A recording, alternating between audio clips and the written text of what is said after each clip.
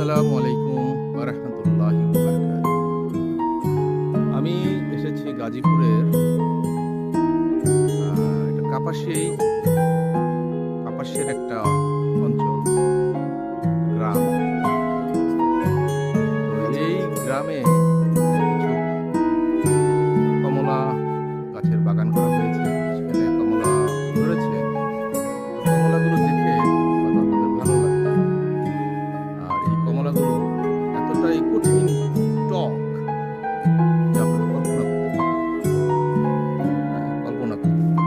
আমি আপনাদেরকে বলতেছি না যে আপনারা আসবেন অবশ্যই দেখার জন্য আসতে পারেন, কিন্তু কেউ যদি মনে করেন আপনি যে এটা খাবেন, বাসায় নিয়ে যাবেন, তো সেটা সঠিক হবে না একেবারেই।